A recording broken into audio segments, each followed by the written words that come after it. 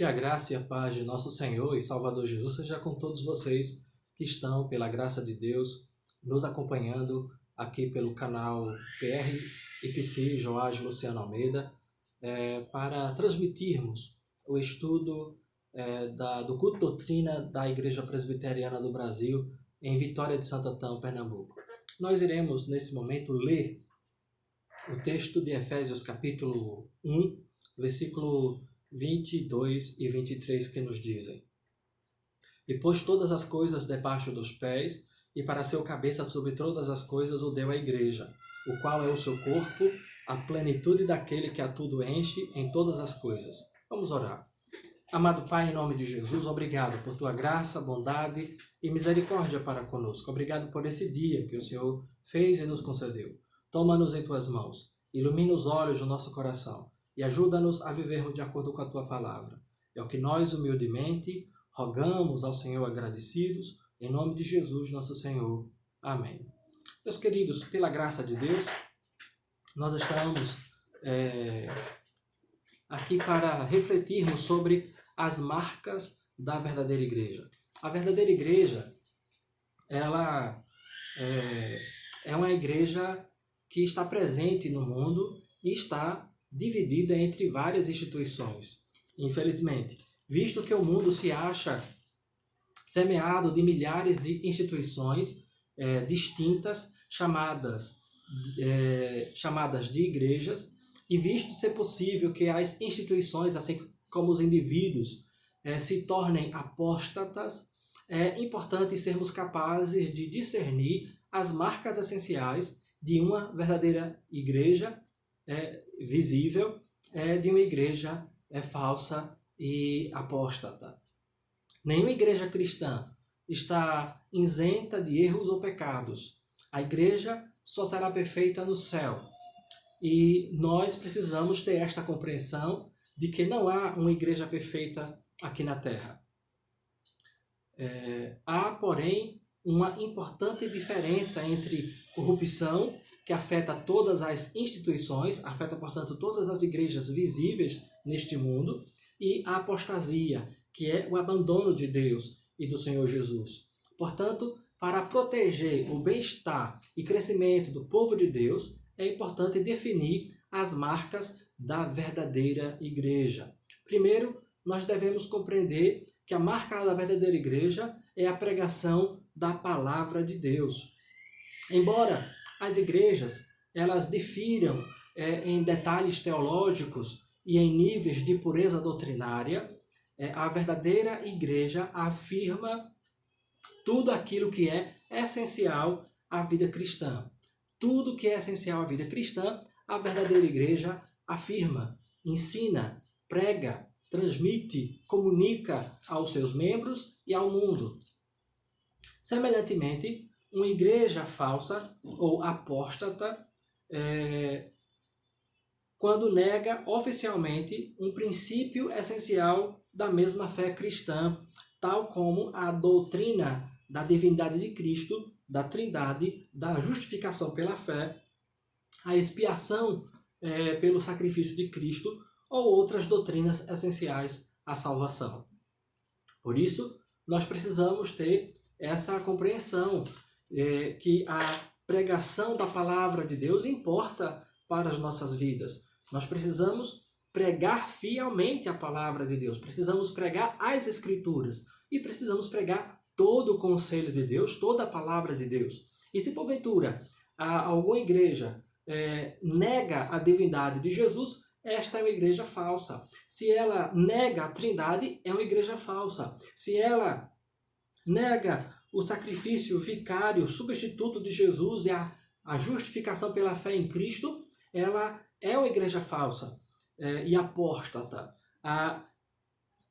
E, portanto, nós precisamos não apenas ter este entendimento, mas ficarmos alertas, vigilantes, quanto ao que nós assistimos na internet, ou ao que nós assistimos na televisão, se passando por ensino da palavra de Deus. Tenha cuidado no que você assiste, tenha cuidado no que você ouve, tenha cuidado no que você tem escutado no rádio, nos programas ditos evangélicos. Tenha muito cuidado. negou algumas destas doutrinas importantes, essenciais da fé cristã, não é igreja verdadeira, é uma seita falsa que conduz as pessoas para distante do Senhor e Salvador Jesus. E a gente tem igrejas ou seitas que batem na porta da gente com alguma frequência, e você sabe disso. Existem aqueles queimadores de feijões que aparecem nas nossas portas lá pela manhã, não importa o dia da semana, estão lá batendo nas portas da gente, importunando e ensinando mentiras, enganando os homens. É preciso ter muito cuidado com esses queimadores de feijão que ensinam mentiras e negam a Trindade, e negam o Espírito Santo, e negam a divindade de Cristo. São, portanto, falsas igrejas, são seitas e não servem a Deus, pelo contrário, são instrumentos de Satanás. Negar apenas uma dessas doutrinas já é considerado uma falsa igreja. Agora, algumas seitas negam várias doutrinas bíblicas e, portanto, a gente precisa não só ter esse conhecimento, mas estarmos alertas quanto ao que elas ensinam. E, infelizmente, muitos irmãos nossos acabam sendo seduzidos por essas seitas. A administração correta dos sacramentos é uma segunda marca da verdadeira igreja. Negar ou difamar os sacramentos instituídos pelo Senhor Jesus Cristo é falsificar a igreja. Difamar, falar mal ou falsificar ou negar os sacramentos é falsificar a igreja. A profanação da ceia do Senhor ou o oferecimento deliberado dos sacramentos a pessoas notoriamente não crentes desqualificam a igreja de ser reconhecida como igreja verdadeira. De repente, estamos no culto onde celebramos a ceia do Senhor e lá está presente alguém notoriamente sabido, alguém descrente, alguém que não teme ao Senhor Jesus, alguém que não serve a Deus, alguém que não conhece Jesus como Senhor e Salvador, e a gente oferece para aquela pessoa, mesmo sabendo que ela não é um cristão, não é um discípulo de Jesus, nós lhe oferecemos a comunhão. Essa igreja, ela está pecando contra Deus. Portanto, se nós desonramos os sacramentos, nós estamos pecando contra Deus. Se alguém se apresenta para ser batizado, mas nós sabemos que aquela pessoa ela não é convertida, não é salva em Jesus, e ela não tem os frutos do verdadeiro arrependimento, mas ela diz, não, eu quero ser batizado e tal, mas você sabe que a pessoa não é discípula de Jesus, não manifesta nenhum fruto da conversão em Cristo ou a Cristo, então a igreja está pecando contra Deus. Uma terceira característica da verdadeira igreja é a disciplina eclesiástica. Embora o exercício da disciplina na igreja às vezes erre na direção ou da complacência ou da severidade, ela pode tornar-se tão pervertida a ponto de não mais ser reconhecida como legítima. Então, a disciplina eclesiástica ela precisa ser exercida de forma adequada, bíblica. Por isso, nós seguimos o nosso código de disciplina e seguimos também a palavra de Deus, evidentemente, para aplicarmos a disciplina adequada aos irmãos que porventura estejam em falta com Deus, em pecado contra o Senhor. Por exemplo, se uma igreja pública e impenitentemente, se uma igreja pública e impenitentemente endossa, pratica ou se recusa a disciplinar pecados grosseiros e hediondos, ela deixa de exibir esta marca da verdadeira igreja. De repente, um membro da igreja, ele está em pecado, claro, em pecado contra Deus, e um pecado grave, um pecado hediondo, um pecado sério, grosseiro. E a igreja se recusa a disciplinar aquela pessoa. Então ela não está cumprindo o seu dever e não está praticando esta marca da disciplina eclesiástica, e por causa disto ela não evidencia a marca da verdadeira igreja, porque está deixando de disciplinar o pecado que desonra o nome do Senhor Jesus e que ofende a Deus e que ofende a graça de Deus, que nos é oferecida em Cristo Jesus. Então, a igreja praticar pecados hediondos, ou endossar práticas, ou se recusar em praticar pecados, ou endossar práticas pecaminosas, ou se recusar a disciplinar pecados grosseiros e hediondos, isto é uma falta grave contra Deus e desqualifica a igreja, deixando de ser uma igreja verdadeira para ser uma falsa igreja, uma igreja apóstata, porque ela deixa de exibir esta marca da verdadeira igreja, por não estar em obediência à palavra de Deus. Nós precisamos entender que a disciplina faz parte da vida espiritual, da vida eclesiástica, e se nós estamos em falta com Deus, nós precisamos prestar contas a Deus e precisamos prestar contas também ao conselho da igreja. A igreja é quem governa a igreja, a igreja local. E nós precisamos não só nos submeter à disciplina, mas precisamos fazer isto de modo que Deus seja glorificado e nós evidenciemos, demonstremos arrependimento para a vida em Jesus, nosso Senhor. O apóstolo Paulo, em Romanos, capítulo 11, versículo 13, ele diz: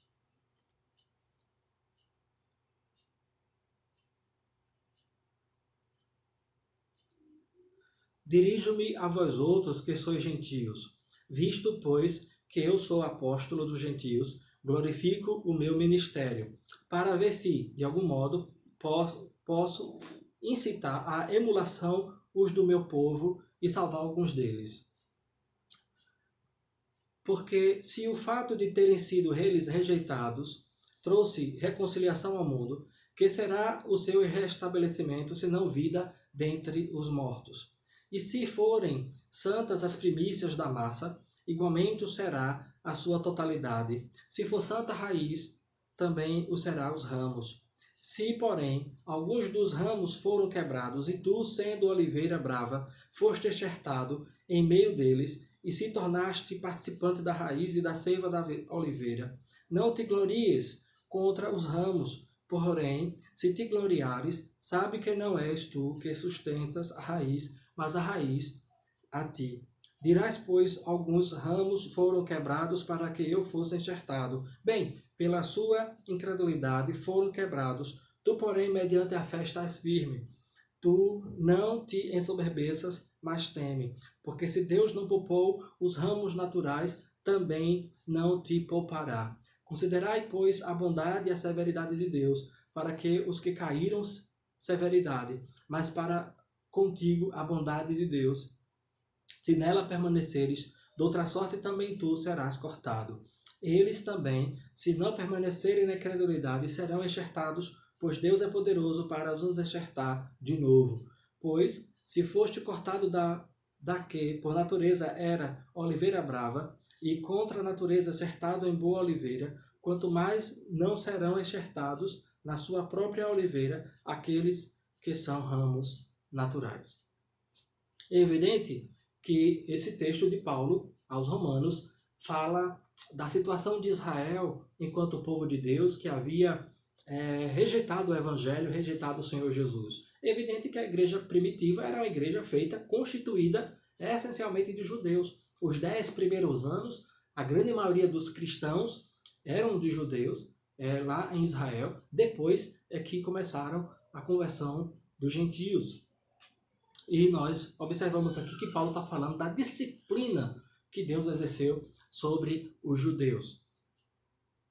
Precisamos observar também que em Mateus capítulo 18, o nosso evangelista Mateus, no versículo 17, 15 a 17, Mateus nos diz o seguinte: se teu irmão pecar contra ti, vai arguí-lo entre ti e ele só. Se ele te ouvir, ganhaste a teu irmão. Se porém não te ouvir, toma ainda contigo uma ou duas pessoas, para que pelo depoimento de 2 ou 3 testemunhas, toda palavra se estabeleça. E se ele não os atender, dize-o à igreja, e se recusar a ouvir, também a igreja considera-o como gentio e publicano.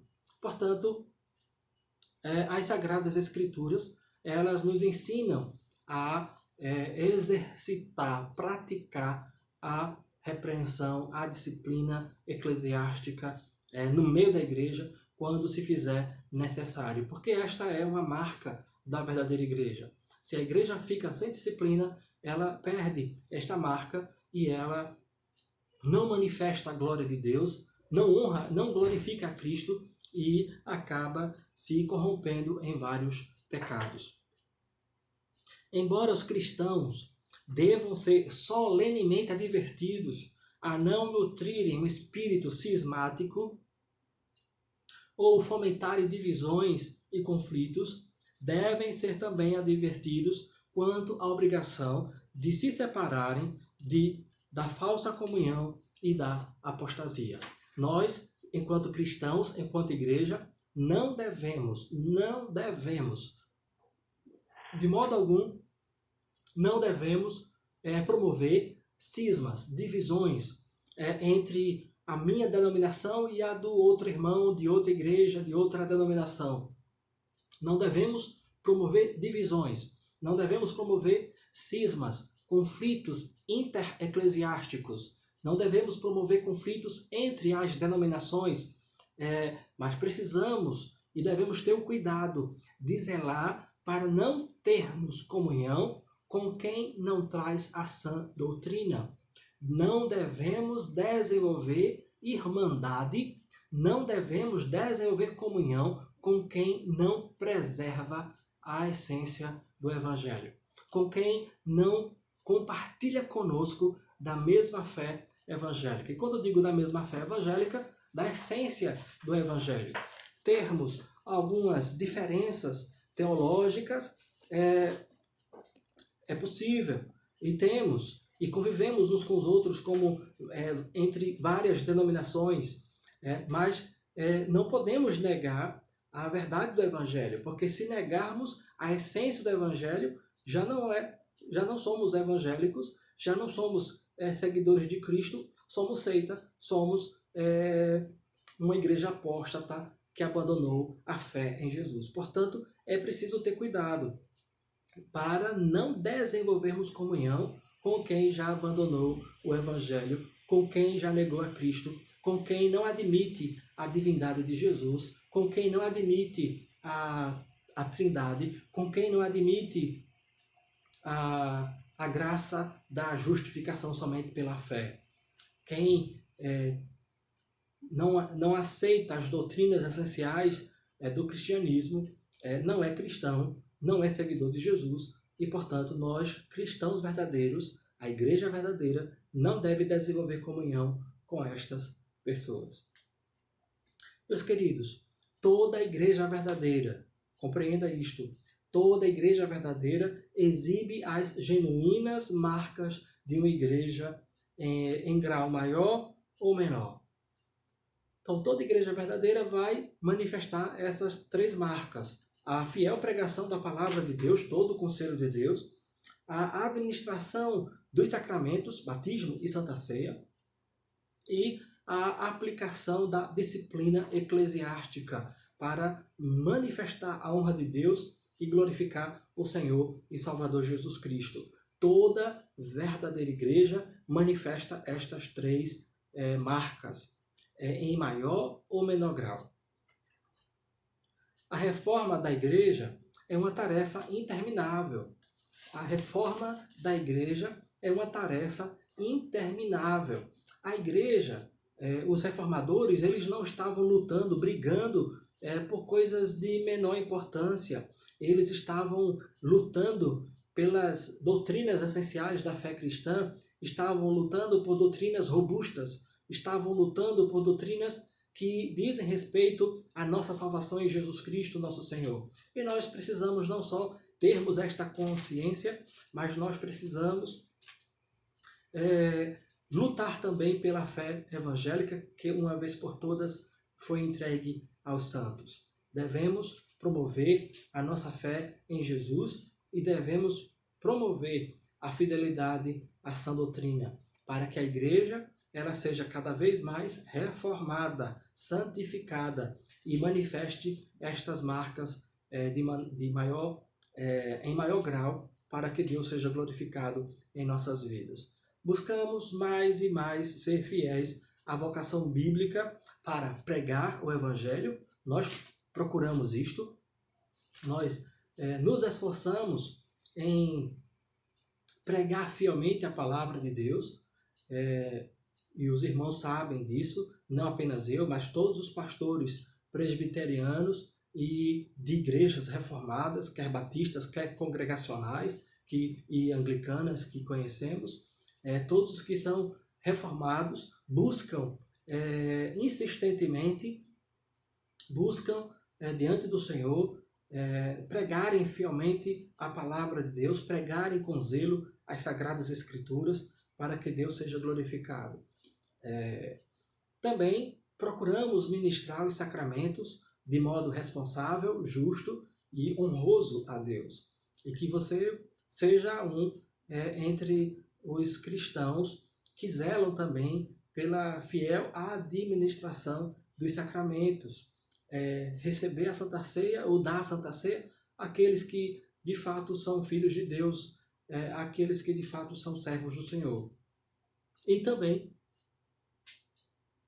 administrar o batismo àqueles que verdadeiramente evidenciam arrependimento e fé em Jesus, nosso Salvador.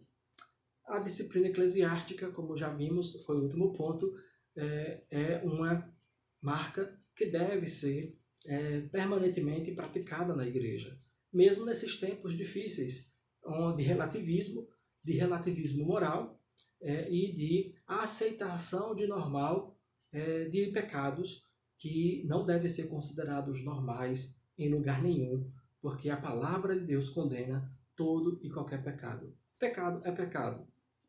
Mentir é pecado, adulterar é pecado, roubar é pecado, falar palavrões é pecado, e vários outros comportamentos pecaminosos que desagradam a Deus, que desonram a Deus e que envergonham a igreja, envergonham o Evangelho. E nós, filhos de Deus em Jesus, nós devemos não apenas evitar tais práticas, mas nós devemos fugir do pecado, de modo que Deus seja glorificado em nossa vida.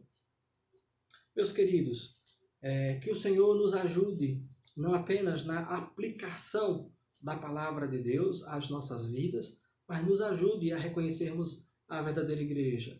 Fique alerta para você não ser enganado por falsos pastores, falsos pregadores da TV, da internet e por aí vai. Fique alerta para você não ser enganado por pregadores, por falsos pregadores do rádio, e desta maneira você não seja enganado, seduzido para o outro lado.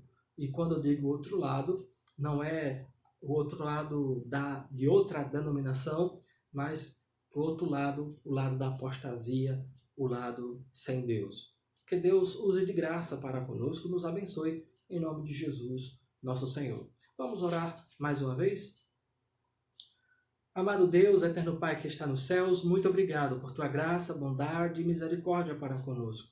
Obrigado porque o Senhor tem sido bom para com as nossas vidas e porque o Senhor tem nos abençoado. Toma diante de ti a cada um de nós, assiste-nos, ajuda-nos, socorre-nos e venha abençoar não apenas as nossas vidas, mas as vidas de nossos irmãos que nos ouvem por meio do YouTube. Que o Senhor lhes conceda graça e favor, falando aos nossos corações, ajudando-nos a aplicar as nossas almas às verdades do Evangelho que recebemos neste dia. Também, amado Deus, vem abençoar o teu povo, abençoar a nossa cidade, abençoar o nosso estado, o nosso país e dar-nos, ó Deus bendito, solução quanto a esta pandemia, fazendo com que as vacinas possam ser feitas de forma eficiente e cheguem o mais rápido possível a todos nós, para que possamos voltar às nossas vidas normais, como era antes, em nome de Jesus, nosso Senhor.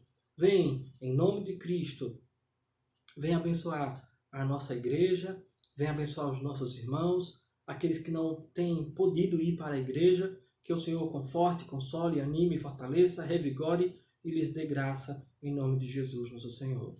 É o que nós, humildemente, rogamos a Ti agradecidos, em nome do Senhor e Salvador Jesus. Amém. Que a graça de nosso Senhor e Salvador Jesus, e o amor de Deus, o nosso eterno Pai, e a comunhão, as consolações do Santo Espírito sejam sobre vós, sobre todo o povo de Deus, hoje e sempre. Amém.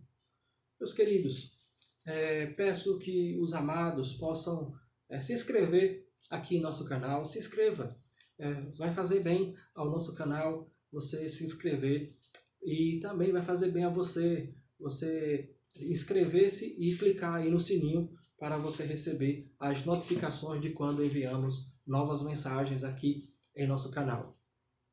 Pedimos que você faça isso. O nosso canal é PR IPC Joás Luciano Almeida, e você aqui pode aprender um pouco da Palavra de Deus. Nós estamos estudando o terceiro caderno de Verdades Essenciais da Fé Cristã, de R6 Pro, da editora Cultura Cristã. Já vimos os 2 primeiros e estamos estudando este para crescermos nas doutrinas fundamentais, essenciais da nossa fé em Jesus, nosso Senhor. Nós estamos estudando a igreja e os sacramentos, depois veremos a espiritualidade e a vida nesta era, e depois veremos o final dos tempos. E nós teremos 28 estudos. Nós estamos no terceiro estudo, e nós pedimos aos irmãos que possam participar, estudar conosco, em nome de Jesus, nosso Senhor. Deus nos abençoe, em nome de Jesus.